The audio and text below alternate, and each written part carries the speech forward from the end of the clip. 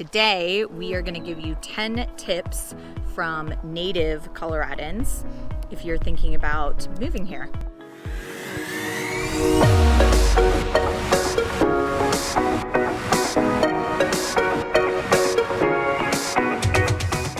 Hey guys, it's Hallie and Lauren. We're the Mile High Property Sisters. We love making these videos for you. It's our all-time favorite thing. But also, we are licensed real estate agents in the state of Colorado.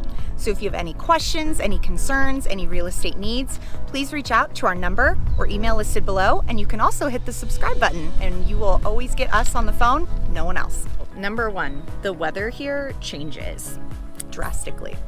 Yes, they always say if you don't like the weather, wait 10 minutes. So, and I mean, it's true, especially like in the fall and in the spring, it can be freezing cold in the morning. Like I literally have my car heater on in the morning. Layers upon layers. By noon, it is so hot and the sun is so strong that I have my air conditioning on. Yes.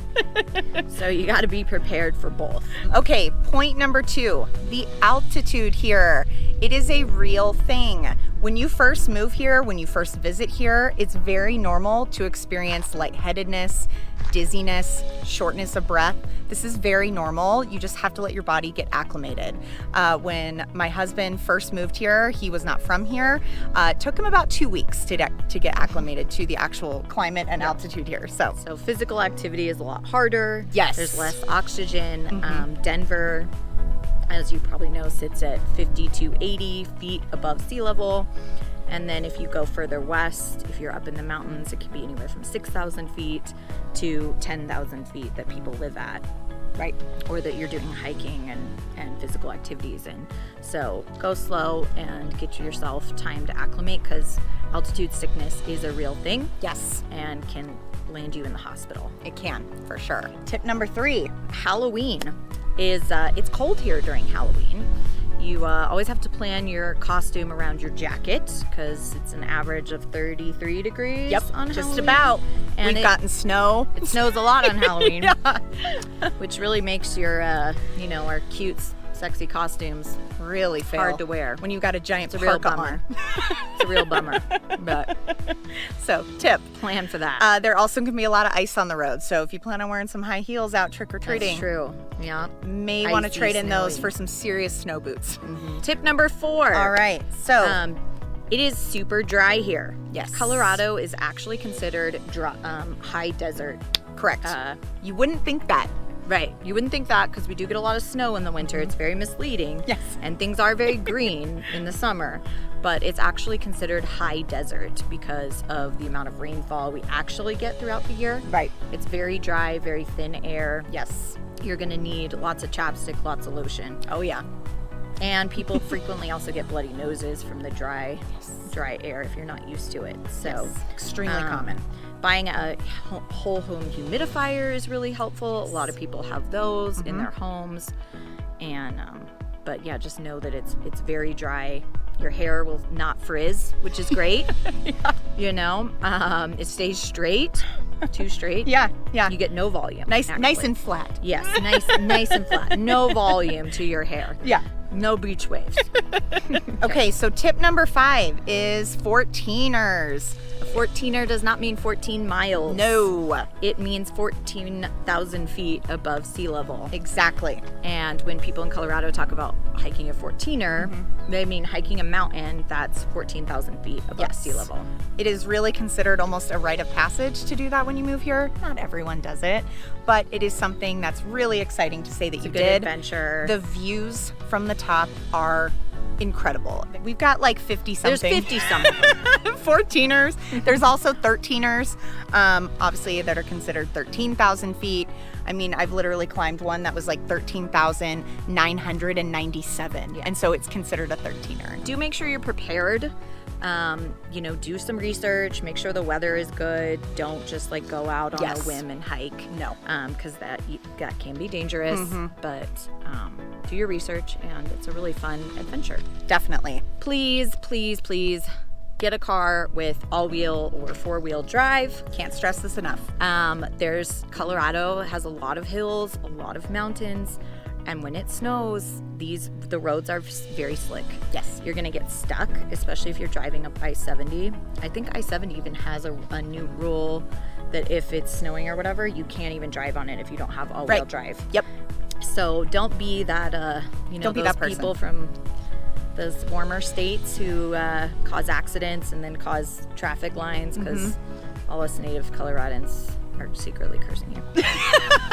True story. So, all-wheel drive, just invest in some all-wheel drive. Just a tip. Or don't go out when it snows. Yes. All right, guys, we have tip number 7 for you, cost of living. Yeah. So a little secret, I-25 is like one of the main highways that runs north and south in Colorado. It goes straight through Denver. If you are east of I-25, cost of living is going to be a little bit lower. You're going to get a little more bang for your buck on average. You get a little more house, a little more nicer house, maybe a newer house for lower cost. If you're west of I-25, which is closer to the mountains, which is, kind of why everyone moves to Colorado, but the cost of living is going to be a little more. Correct. Houses are more expensive. Yes. And you have to pay a lot more for even a fixer-upper. So just a tip for you if you're looking, for a little more affordability. Colorado, Denver is definitely skyrocketed, not in affordability. Right. Very true. In the last 10 years. But that's just a little tip for you. Yes. East of I-25 on average is cheap. Tip number 8, something that I think a lot of people want to know about. Weed is legal here. However, there are rules that still govern using this. Or marijuana. Whatever you want to call it. So it is legal here. You can smoke it, but you can't technically smoke it like in outdoor public spaces. You can't go into restaurants or bars and smoke it, although there is a couple bars, I think.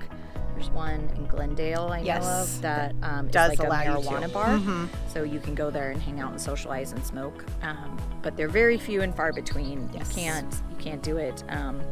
If you're going to a concert at Red Rocks, I constantly smell it.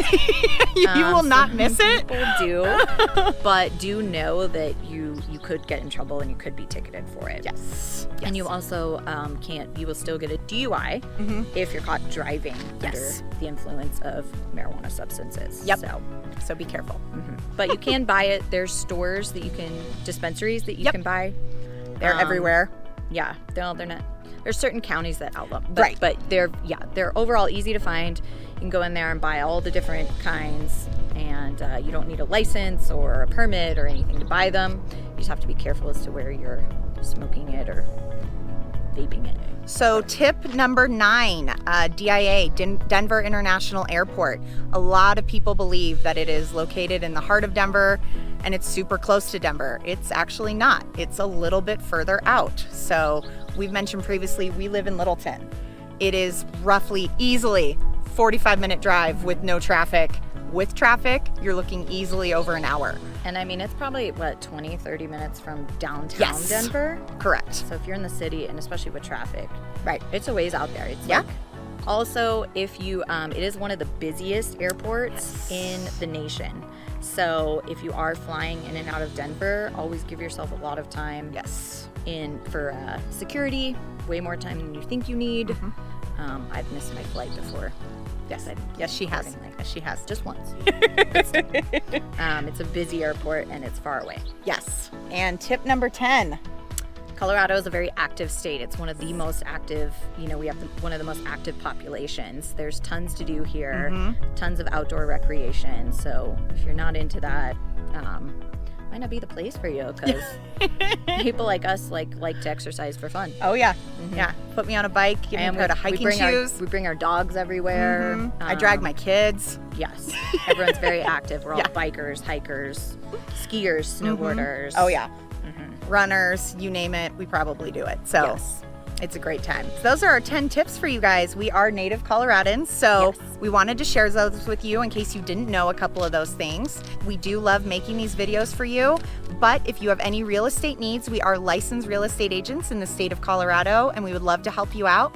Call or text us, email us to the number listed below. You will always get us on the phone or responding to you. And you can also hit the subscribe button. Thank you.